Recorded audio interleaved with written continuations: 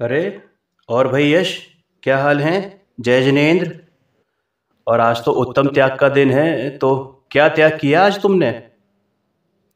अरे भाई मोहित, मैं क्या त्याग करूं? मैं तो बस दान देने आया हूं। क्या दान दिया आज तुमने? आज मैंने मंदिर जी में 1 लाख रुपए दान दिए हैं।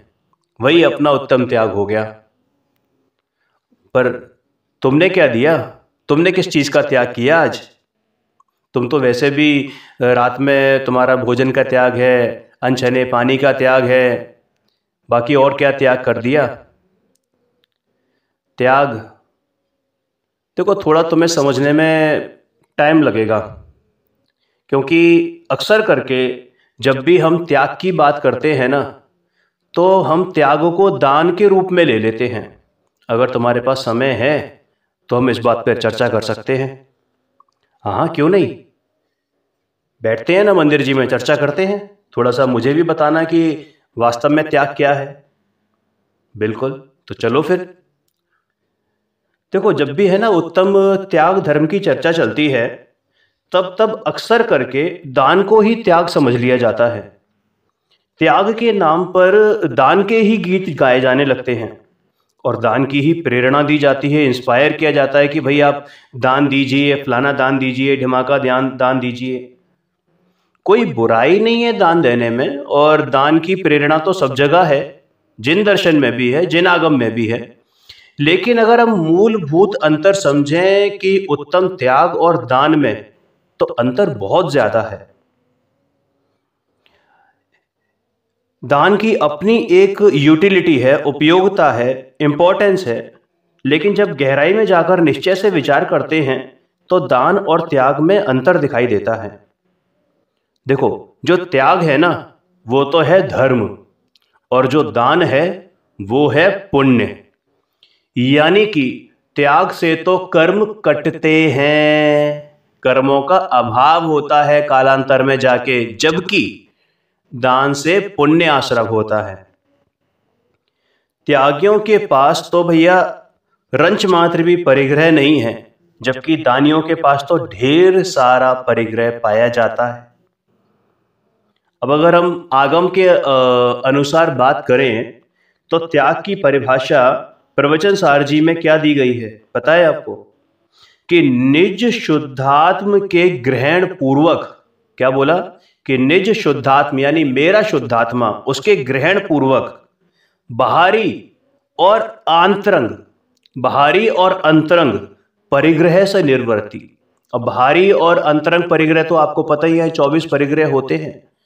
तो 24 प्रकार के परिग्रहों से निवृत्ति और अपने निजात्म या निज शुद्धात्म का ग्रहण, ये त्याग है। अरे, ग्रहण में कैसे त्याग हुआ? देखो, ग्रहण में त्याग ऐसे हुआ कि जब भी हम कोई त्याग करते हैं, तो उसी समय किसी न किसी का ग्रहण जरूर होता है, ग्रहण पूर्वक त्याग होता है, केवल त्याग नहीं होता। अब जैसे उदाहरण के तौर पर लौकिक में भी कहते हैं ना, अगर आपने कोई बुराई छोड़ दी, तो इसका मतलब क्या? अच्छाई ग्रहण करी, साथ ही साथ में अच्छाई ग्रहण करी ना। तो ऐसे ही आपने झूठ बोलना छोड़ा, तो इसका मतलब सच बोलना ग्रहण किया। ऐसे ही जिस दिन जिस समय आपने मिथ्यात्व छोड़ा, उसी समय आपका सम्यक्त्व का ग्रहण हो गया। आपने विभाव भाव छोड़े, उसी समय आपके स्वभाव भाव का ग्रहण हो गया। समझ में आई बात? देखो, जिनेंद्र भगवान के अनुसार जो जीव संपूर्ण परद्रव्यों से मोह छोड़कर इस संसार, शरीर और भोगों से उदासीन रूप परिणाम रखता है, उसके त्याग धर्म होता है। समस्त प्रकार के चेतन और अचेतन परिग्रह की निवृत्ति को त्याग कहते हैं। हालांकि त्याग शब्द निवृत्ति सूचक है, मतलब नेगेटिव क्या कहना चाहिए कि एस्पेक्ट लिए हुए है। लेकिन त्याग में तो दोनों ही प्रकार के, जो अंतरंग होते हैं और जो बहिरंग होते हैं, दोनों ही प्रकार के परिग्रह का त्याग होता है। और साथ ही साथ में जो निज शुद्धात्मा है उसका ग्रहण होता है। अब भैया निज शुद्धात्मा का ग्रहण मतलब ये नहीं कि आपने कहीं और से आत्मा को ग्रहण करना है, आपके ही परमात्मा स्वरूप में आप चले जाते हो। देखो, हमने बाजार का त्याग किया, इसका मतलब हमने अपने घर को ग्रहण किया। हमने पर घर का त्याग किया, इसका मतलब अपने घर को ग्रहण किया। जब हम बाजार में न जाने का नियम लेते हैं, इसका मतलब क्या होता है कि हम अपने घर में रहने का नियम ले रहे हैं। जाहिर सी बात है, ठीक है ना।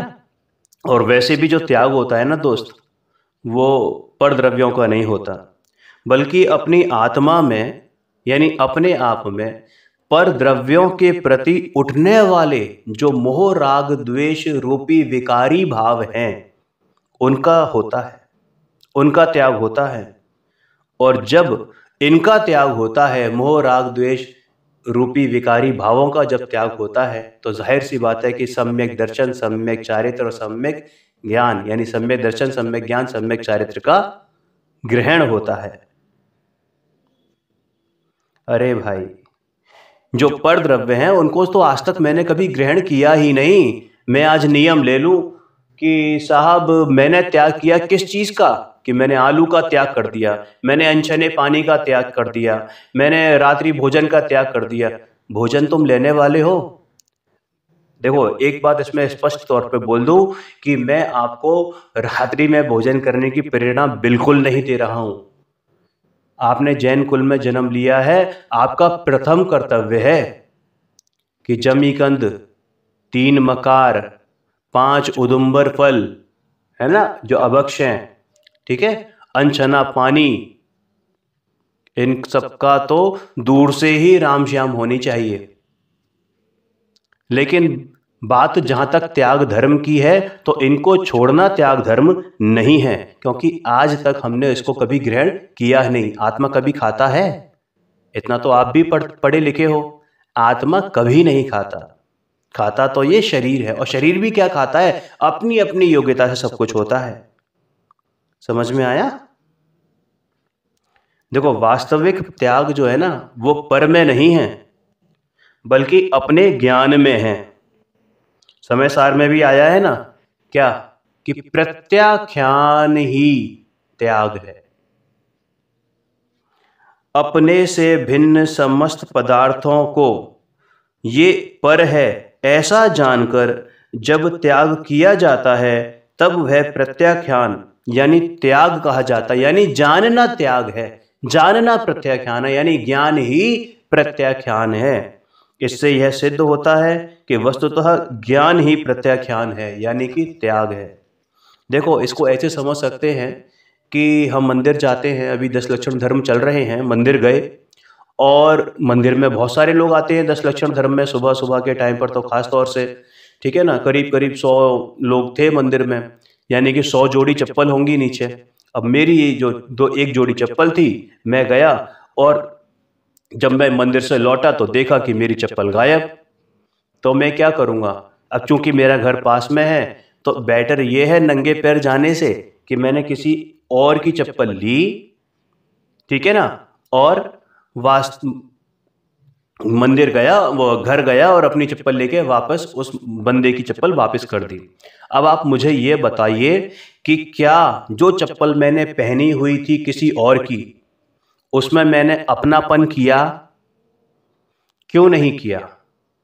इसलिए नहीं किया क्योंकि मुझे मालूम था, मैं जानता था कि वो मेरी नहीं है, वो मेरी नहीं है। लेकिन जब तक मुझे मेरी नहीं मिल जाती थी, या जब तक मेरे पास मेरी नहीं आ गई, तब तक मैंने उसका उपयोग किया। लेकिन मेरे बुद्धि में, मेरे ज्ञान में हमेशा से एक समय के लिए भी ये चीज नहीं निकली कि ये मेरी है, ये मेरी नहीं है। अब इसको एक और एग्जाम्पल से भारल जी ने समझाया है कि एक व्यक्ति जिसने अपने कपड़े धोने के लिए दिए, यूँ समझ लीजिए कि एक चादर धोने के लिए दिया धोबी के पास, और वो चादर 3 दिन बाद उसको मिला। अब हुआ ये कि जो चादर उसको मिला था एक्चुअल में वो उसका नहीं था, लेकिन वो पहचान नहीं पाया और वो अनजाने में उसी चादर को अपना समझकर, किसी और के चादर को अपना समझकर अपने पास ले आया। फिर जब उस चादर का असली मालिक उस धोबी के पास आया तो उसने उसकी पहचान बताई कि उसके कोने पर एक सिंबल बना हुआ था, एक सिंबल बना हुआ था जो उसकी पहचान थी। उस सिंबल पर उसने गौर नहीं किया था और वो दूसरा व्यक्ति था जो चादर ले गया था, वो ले गया अनजाने में। तो जब वो धोबी उसके व्यक्ति के घर जाता है जिसने उस चादर को लिया था और उससे कहता है कि भैया ये चादर तुम्हारा नहीं है, ठीक है ना, और कल आके अपना चादर ले जाना। अब चूंकि वो व्यक्ति सो रहा है और सोते समय उसने क्या किया है कि वो सब मतलब बिल्कुल फ्री होके सोया है। फ्री होके सोने का समझते हैं, मतलब बिल्कुल निर्वस्त्र सो रहा है, ठीक है ना, लेकिन चादर ओढ़े हुए है। अब वो व्यक्ति क्या एकदम ऐसी चादर दे देगा उसको? निवृत्त हो है वो अंदर से और वो एकदम चादर दे देगा? नहीं देगा ना। लेकिन जैसे ही उसको पता चला कि ये चादर मेरा नहीं है, उसका उस चादर में से ममत्व पना यानी मेरा पना, अहम पना, वो क्या हो गया? खत्म हो गया। तो वही ज्ञान क्या हुआ? प्रत्याख्यान, यानी उसी समय उसने उस चादर के प्रति जो ममत्व बुद्धि थी उसका त्याग कर दिया। चादर नहीं त्यागा है अभी, जैसे ही उसको उसका चादर मिल जाएगा, यानी वो जब ले लेगा चादर अगले दिन, तो वो उसको वापस कर देगा। लेकिन जैसे ही उसको पता चला उसका ममत्व वहां से छूट गया। तो एक्चुअल में ज्ञान ही प्रत्याख्यान है, यानी ज्ञान ही त्याग है। समझ में आया? इसी प्रकार ज्ञाता भी जो भ्रमवश यानी भ्रांति से, गलती से पर द्रव्यों के भावों को ग्रहण करके उन्हें अपना जानकर अपने में एक रूप करके सो रहा है। ज्ञाता मतलब यहां जीव की बात है, आत्मा की बात है ना। अपने में एक रूप करके सो रहा है और अपने आप से अज्ञानी हो रहा है। वहीं पर जब श्री गुरु का, परम कृपालु गुरु का जो उपदेश आता है, हमारे कानों में पड़ता है और हमें विवेक आता है कि भैया तू तो आत्म भाव रूप है, जाग जा, सावधान हो जा, यह तेरा भगवान आत्मा वास्तव में एक ज्ञान मात्र ही है और इन सब परद्रव्यों से भिन्न है। यहां तक कि इन परद्रव्यों के परभावों से भी भिन्न है। इनमें कर्तापना छोड़, इनमें ममता छोड़, इनमें भोक्तापना छोड़।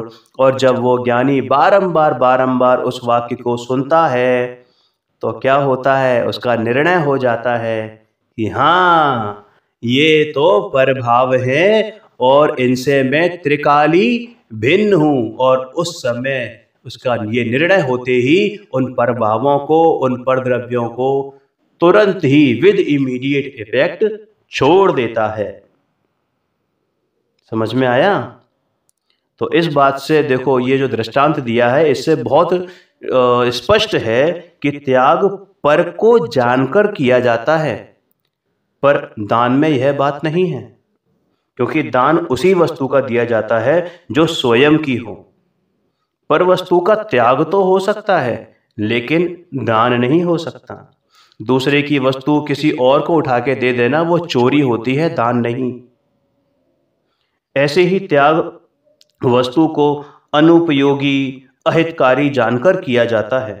त्याग कैसे करते हैं? किसी भी यूजफुल थिंग का आप त्याग नहीं करते, हमेशा अनुपयोगी, यूजलेस थिंग का आप त्याग करते हो। और दान यूजफुल थिंग का दिया जाता है। क्या आप जब कपड़े दान करने जाते हो किसी भी जगह पर, गरीबों को या कुछ भी, तो क्या फटे पुराने कपड़े दान करते हो? अब उनकी बात छोड़ दो, जिनके मन में हृदय, जिनका जो जैसा चाहे बस केवल दिखाने के लिए करते हैं, शो ऑफ के लिए करते हैं, उसकी बात नहीं कर रहा हूं मैं।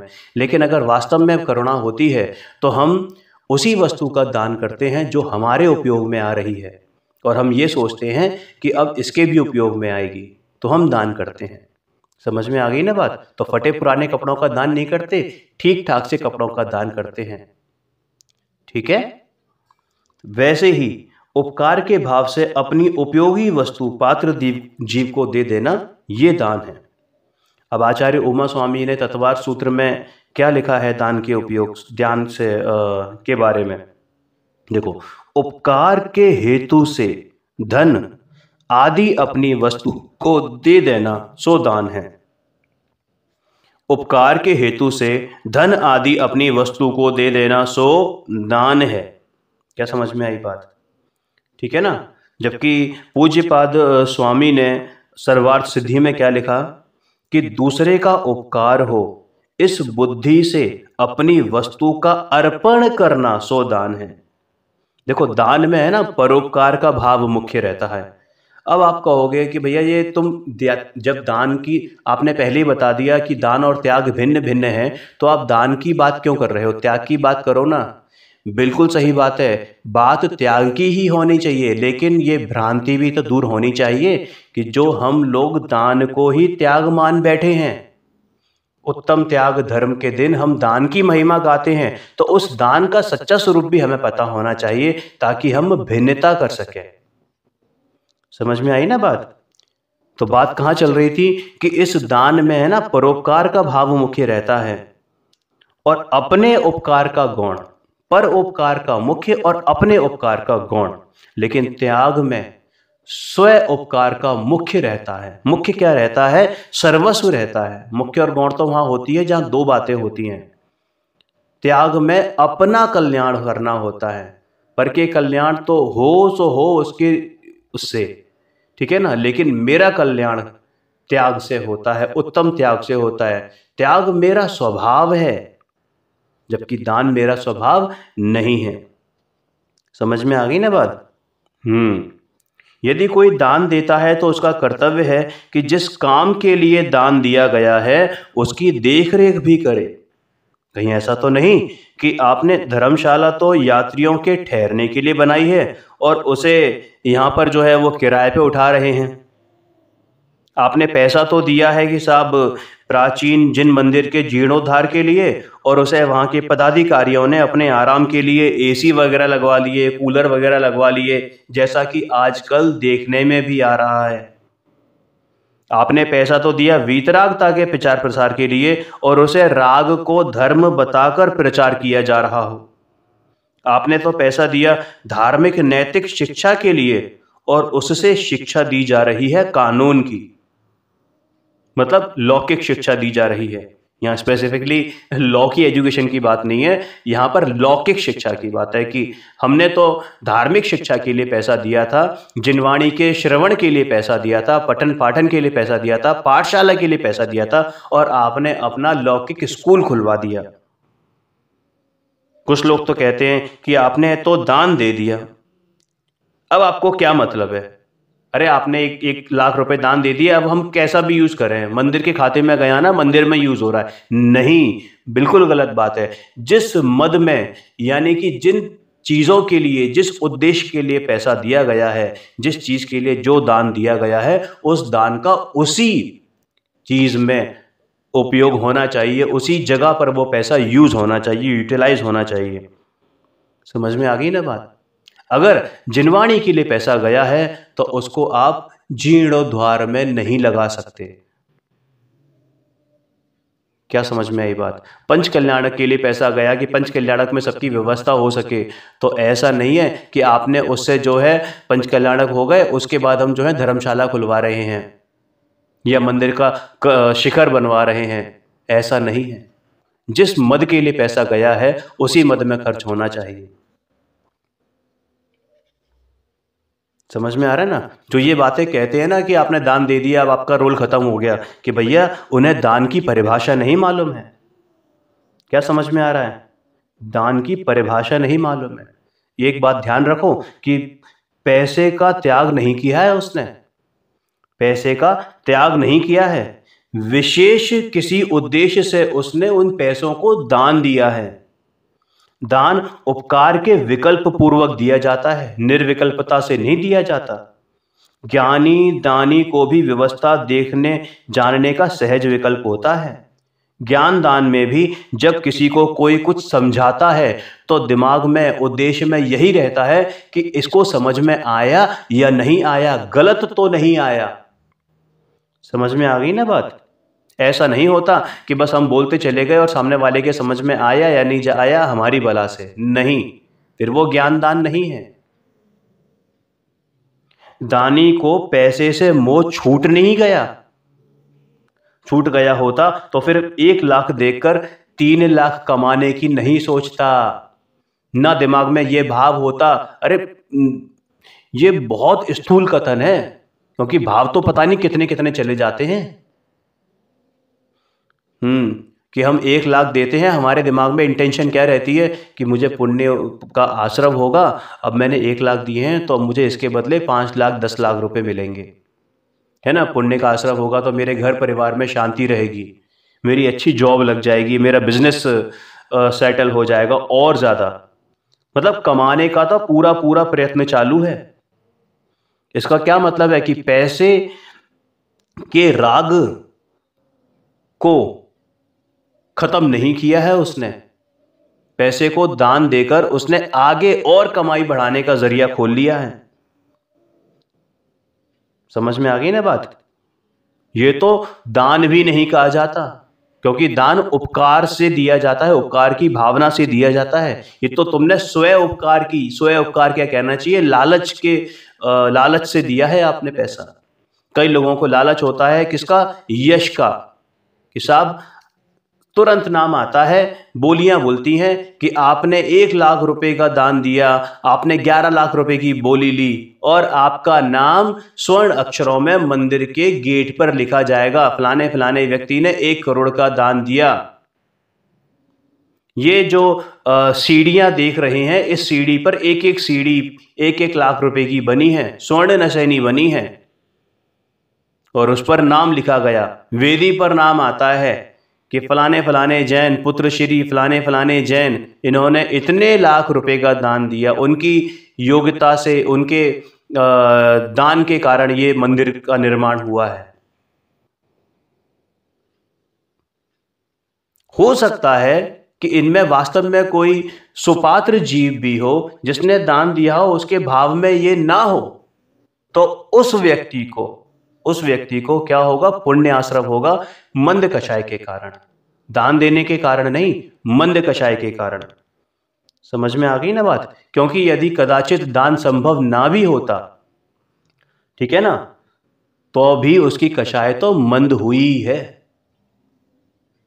एक कहानी आती है, एक बार क्या हुआ था कि एक जीर्ण शीर्ण मंदिर था एक नगर में, और गांव में समझ लो, ठीक है। वहां पर एक ज्ञानी महात्मा आके ठहरे, और जब उन्होंने देखा कि मंदिर की हालत बहुत ज्यादा बुरी हो रही है और किसी भी दिन ये भर भरा के गिर पड़ेगा, तो उन्होंने वहां के कुछ बुद्धिजीवी लोगों से डिस्कस किया, कुछ रईस लोगों से डिस्कस किया, और कहा कि इस मंदिर का पुनर्निर्माण यानी रिनोवेशन होना चाहिए, तो उसके लिए कुछ कंट्रीब्यूशन चाहिए सबसे।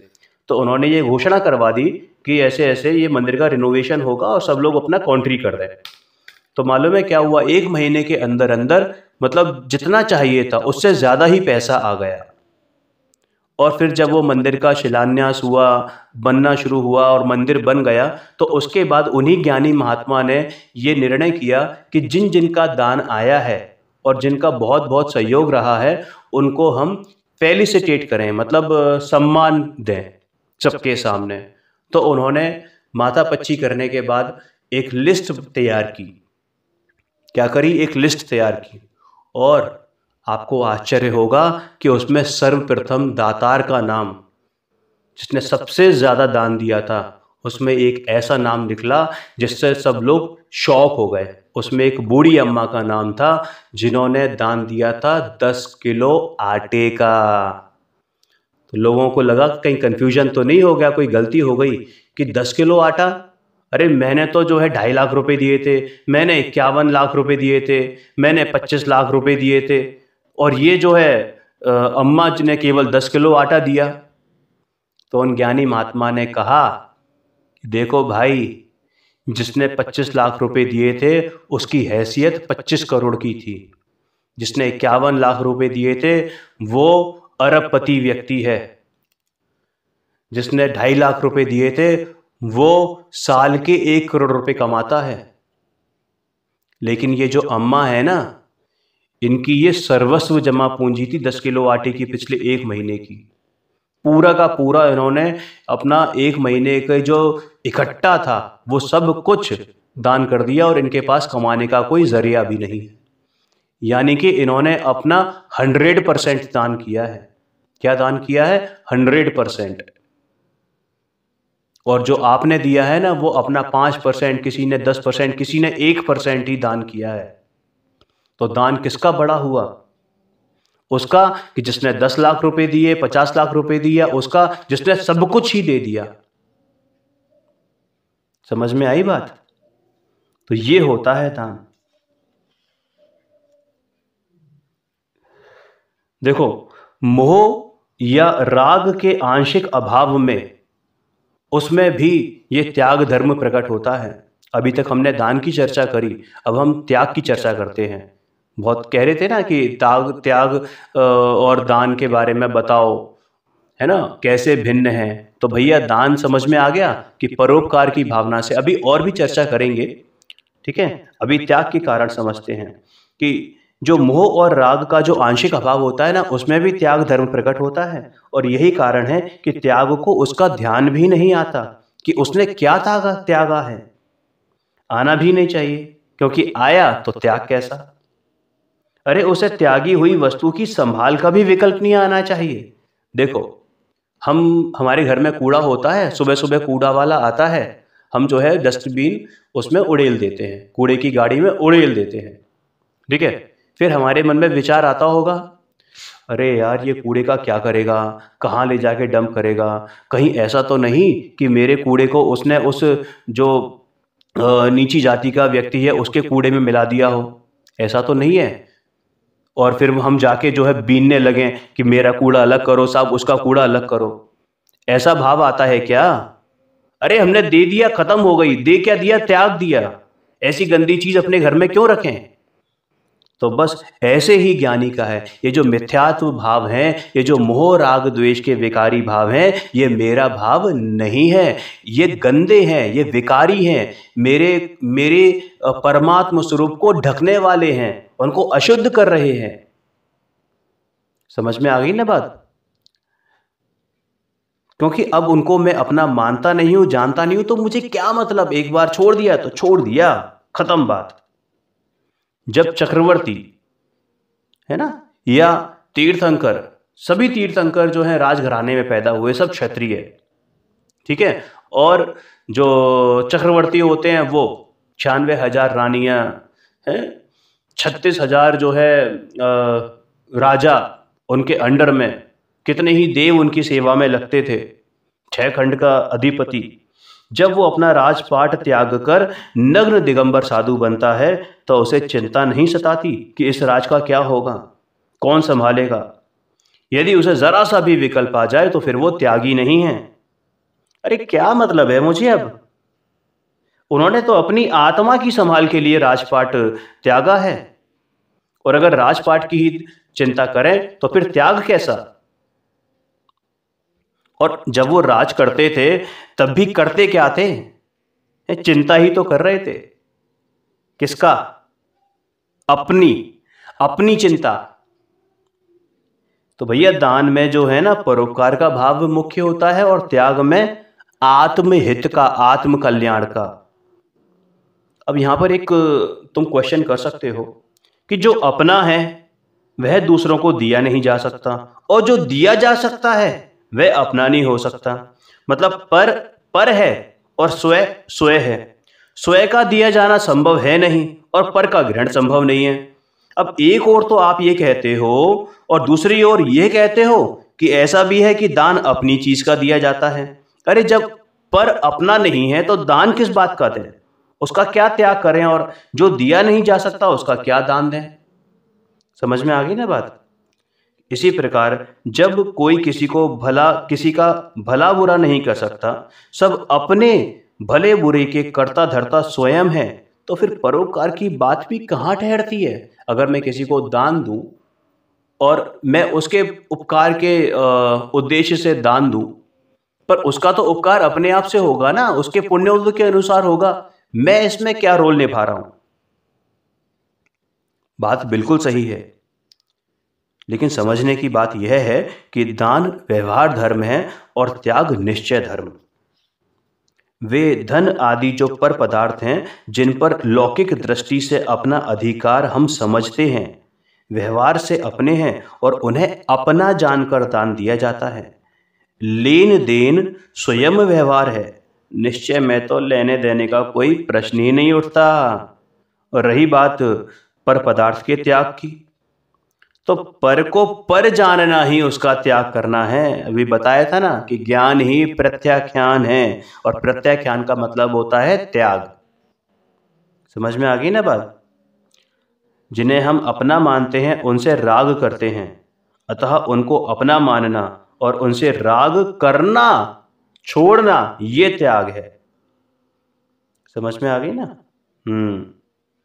पर को पर जानकर उनके प्रति राग का त्याग करना वास्तविक त्याग है। देखो, गहराई से विचार करें ना तो मोह राग द्वेष का ही त्याग होता है। पर पदार्थ तो मोह राग द्वेष के छूटने से स्वयं छूट जाते हैं। अरे छूट क्या जाते हैं, छूटे हुए ही हैं। इसलिए तो भगवान को क्या कहते हैं कि राग द्वेष परित्यागी। क्या समझ में आया? राग द्वेष परित्यागी। या तुम्हारी बात सही तो है, लेकिन अभी तो कहा था कि त्याग पर का होता है, और अब कहने लगे कि त्याग मोह राग द्वेष का होता है। देखो, आध्यात्मिक दृष्टिकोण से देखें तो जो मोह राग द्वेष है वो भी तो पर ही है, क्योंकि पर के निमित्त से हो रहे हैं, पर लक्ष्य से हो रहे हैं। जब हमारी दृष्टि अपने को छोड़कर बाहर की ओर घूमती है, यानी कि पर लक्ष्य की ओर जाती है, तभी तो ये विभाव भाव हमारे आत्मा में उत्पन्न होते हैं। लेकिन ये विभाव भाव हैं, आत्मा के स्वभाव नहीं। इसलिए आध्यात्मिक शास्त्रों में इसको पर कहा है। और जहां तक परोपकार की बात है, उसके संबंध में बात यह है, हालांकि कोई किसी का भला बुरा नहीं कर सकता, फिर भी ज्ञानी को दूसरों का भला करने का भाव आए बिना रहता नहीं है, क्योंकि अभी उसके राग भाव विद्यमान है। थोड़ा सा तो राग है ही ना भैया। 10वें गुण स्थान तक राग रहता है, 11वें और 12वें गुण स्थान में इनफैक्ट क्षीण मोह कहा जाता है। समझ में आ गई बात? और निश्चय से तो कोई किसी का भला बुरा कर नहीं सकता, लेकिन व्यवहार से शास्त्रों में भी एक दूसरे के भले बुरे करने की बात कही गई है, भले ही वह कथन उपचरित हो। उपचरित मतलब व्यवहार से हो, कथन मात्र हो। दान व्यवहार धर्म है, इसलिए वह परोपकार संबंधी विकल्प पूर्वक ही होता है, और यही कारण है कि पुण्य बंध का कारण है, बंध के अभाव का कारण नहीं है। जबकि जो सामान्य जन है उस दान को धर्म मान लेते हैं, यानी निश्चय से धर्म मान लेते हैं, मोक्ष मार्ग का कारण मान लेते हैं। अरे जो बंध का कारण हो वो मोक्ष मार्ग का कारण कैसे हो सकता है? समझ में आ गई बात? देखो, क्रोध छोड़ना चाहिए, मान छोड़ना चाहिए, लोभ छोड़ना चाहिए, माया छोड़ना चाहिए, ठीक है ना? क्या कोई ये कहता है कि साहब ज्ञान छोड़ो, ज्ञान है, त्याग करो ज्ञान का, ऐसा कोई कहता है? इसका मतलब क्या कि त्याग जो किया गया वो इन गंदे वस्तुओं का किया गया, क्रोध मान माया लोभ विभाव भावों का किया गया त्याग। क्या आप क्रोध को दान देते हो किसी को? साहब मेरा क्रोध है, मेरे किसी काम का नहीं, बहुत आता है, अब तू ले ले, तू गुस्सा करियो, तेरे काम आएगा, ऐसा कभी कहते हैं हम? है ना? ज्ञान का दान दिया जाता है कि ज्ञान का त्याग कर दिया। अब मेरे पास बहुत ज्ञान हो गया है, मुझे अब ज्ञान का परिग्रह नहीं करना, अब मैं ज्ञान का त्याग करता हूं। अरे वाह! ऐसा कभी होता है क्या? नहीं होता। समझ में आ गई बात?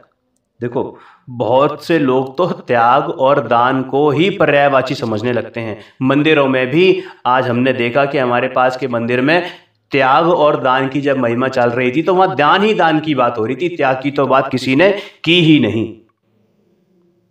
अरे ये दोनों विरोधी भाव हैं। कुछ अंशों में तो इनका एक दूसरे से बिल्कुल विरोध है, क्योंकि यदि ये दोनों शब्द एकार्थवाची होते तो एक के स्थान पे दूसरे का प्रयोग आसानी से किया जाता, लेकिन हम इस प्रकार का प्रयोग करके देखते हैं तो अर्थ एकदम बदल जाता है। देखो, दान जो है ना 4 प्रकार का होता है मूलतः, इसको नोट कर लो। आहार दान, औषध दान, ज्ञान दान और अभय दान। अब जरा इनके ऊपर आप दान की जगह त्याग लगाकर बात करो। तो आहार त्याग, औषध त्याग, ज्ञान त्याग और अभय त्याग।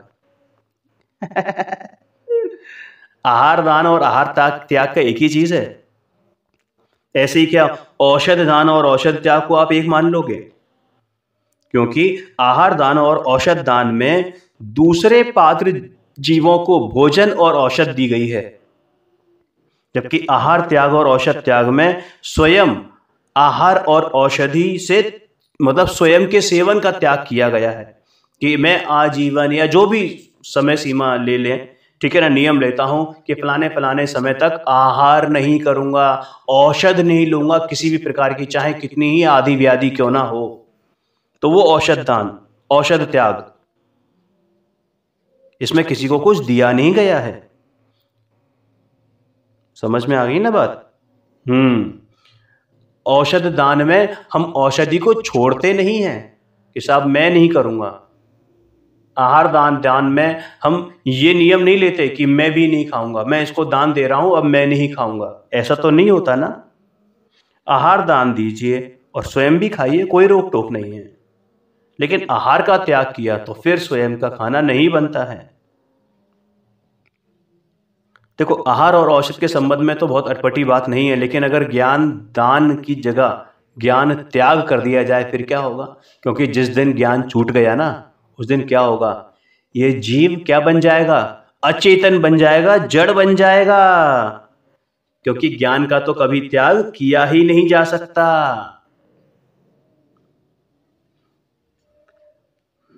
दान में कम से कम 2 पार्टी चाहिए आपको, और जबकि त्याग में सिर्फ स्वयं।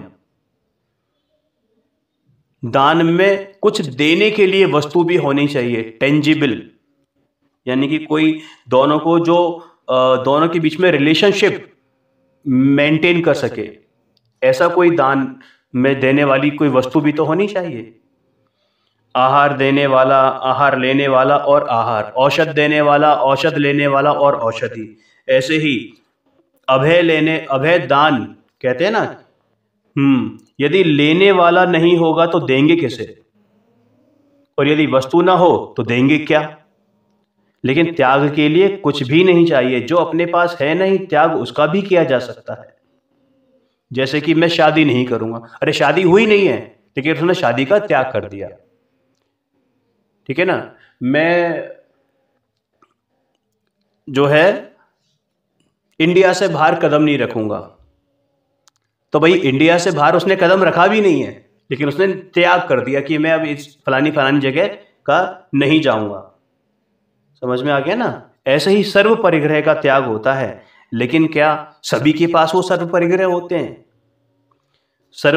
सर्व पदार्थ रूप परिग्रह है का हमारे पास? अतः उसके ग्रहण करने का भाव ही क्या होता है? त्याग होता है। त्याग के लिए हम पूर्णतः स्वतंत्र हैं। उसमें हम जिसे त्यागें उसे लेने वाला नहीं चाहिए, वस्तु भी नहीं चाहिए। इसी प्रकार हम देखते हैं कि दान एक पराधीन क्रिया है, जबकि त्याग पूर्णतः स्वाधीन क्रिया है। अब देखो एक मजे की बात, अभी हमने दान 4 प्रकार के पढ़े थे। क्या पढ़े थे? दान 4 प्रकार के पढ़े थे। ये व्यवहार दान है ना। अब निश्चय से समझें इस बात को, ये कहीं किसी जिनवाणी में नहीं आएगी, लेकिन स्वयं से अगर आप निर्णय करेंगे तो आप इस बात का अंदाजा लगा सकते हैं कि कैसे बात कही गई है। आहार दान, आहार क्या होता है? क्षुधा रोग विनाशनाय क्या कहते हैं? क्षुधा रोग विनाशनाय जलम निरुपामिति स्वाहा, है ना।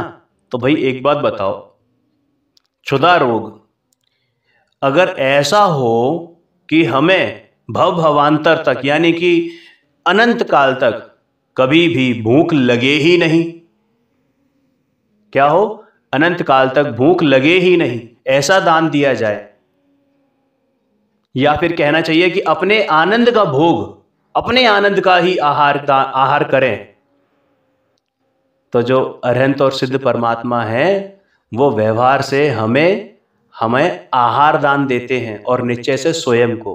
कैसे?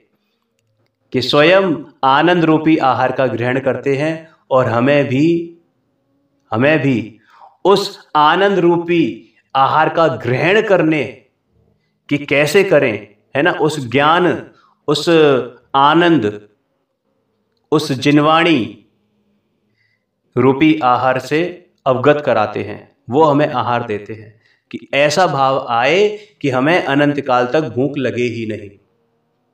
औषध दान, अरे इन भवों में जन्म मरण सबसे बड़ा रोग है, इससे मुक्त होने का उपाय बताते हैं तो वो औषध दान है। और स्वयं मुक्त हो गए, उन्होंने स्वयं को औषध का दान दिया। तो अपने को औषध का दान दिया, स्वयं भवांतर तक, मतलब अब वो भव ही खत्म हो गए, भवांतर की तो बात ही छोड़ दीजिए, यानी जन्म मरण से मुक्ति मिल गई। तो वो निश्चय दान उन्होंने खुद को दिया और हमें रास्ता बताया, ये व्यवहार दान, ज्ञान दान तो वो दे ही रहे हैं, स्वयं को भी और हमें भी। अभय दान, इस जन्म मरण के रोग से, के भय से कि मैं दोबारा जन्म लूंगा, मैं मरूंगा, इससे निर्भय करा रहे हैं। ये अभय दान हमें दे रहे हैं व्यवहार से, और स्वयं निर्भय हो गए, ये स्वयं को अभय दान दिया। तो इसमें भी आप व्यवहार निश्चय से प्ररूपणा कर सकते हो। क्या बात है समझ में?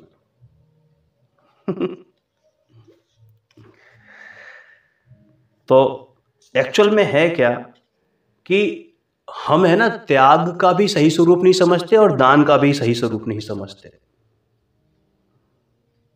क्योंकि यदि आहार आदि देने का नाम त्याग धर्म हो तो मुनिराज तो आहार लेते हैं, देते नहीं हैं, तो उनके फिर वो आहार दान कैसे बनेगा? त्याग बनेगा, है ना? मतलब आहार दान को उनके त्याग धर्म नहीं माना जाएगा ना, फिर तो त्याग धर्म नहीं माना जाएगा, बल्कि जो श्रावक हैं जिन्होंने उन मुनिराजों को आहार दान दिया, उनके त्याग धर्म माना जाएगा। तो कायदे में तो जो राग द्वेष आदि विकारी भाव है ना, उनके त्याग का नाम उत्तम त्याग धर्म है। मुनियों के अनर्गल आहार आदि के त्याग रूप त्याग धर्म तो हो सकता है, वो भी व्यवहार से, लेकिन आहार आदि के रूप में नहीं, आहार दान के रूप में नहीं। समझ में आई बात? और देखो वैसे भी आजकल है ना, पैसे का बोलबाला है, लेकिन इन चार दानों में आपने कहीं देखा कि पैसे का दान कहीं आया हो कि साहब धन का दान? जी नहीं, धन का दान दान नहीं है। सिर्फ वो धन आपके लग का रहा है, उस भाव का नाम, उस भाव को हम दान की संज्ञा देते हैं। कि जैसे आगम कहें या जिनवाणी के सृजन में, पठन पाठन में, है ना, तो वो क्या हो गया? ज्ञान दान हो गया एक तरीके से, ठीक है ना। अपने कोई साधर्मी भाई के कोई दिक्कत है, कोई रोग है ना, सुपात्र के, मुनिराज के, तो उसमें औषध खरीदी, तो वो जो पैसा है वो क्या हो गया? औषध दान हो गया। आहार में जो पैसा वगैरह खर्च हुआ वो आहार दान हो गया। समझ में आ गई ना? लेकिन सिर्फ पैसा देना, मंदिर में जाके चढ़ावे बोलियां बोल लेना, ये कोई दान नहीं है। समझ में आ गई? तो भैया इसको सही स्वरूप को समझो। क्या? इस सही स्वरूप को समझो, क्योंकि त्याग एक ऐसा धर्म है जिसे प्राप्त कर ये आत्मा क्या हो जाता है? आकिंचन हो जाता है। आकिंचन क्या हो जाता है? आकिंचन, उत्तम आकिंचन धर्म का धारी बन जाता है और पूर्ण ब्रह्म में लीन होने लगता है। अरे होने क्या लगता है? हो जाता है, और सारभूत आत्म स्वभाव को प्राप्त कर लेता है। ऐसे परम पवित्र त्याग धर्म का मर्म समझकर जन जन समस्त बाह्य अभ्यंतर परिग्रह को त्याग कर ब्रह्मलीन हो, अनंत सुखी हो। और इसी पवित्र भावना के साथ हम विराम देते हैं। जय जय।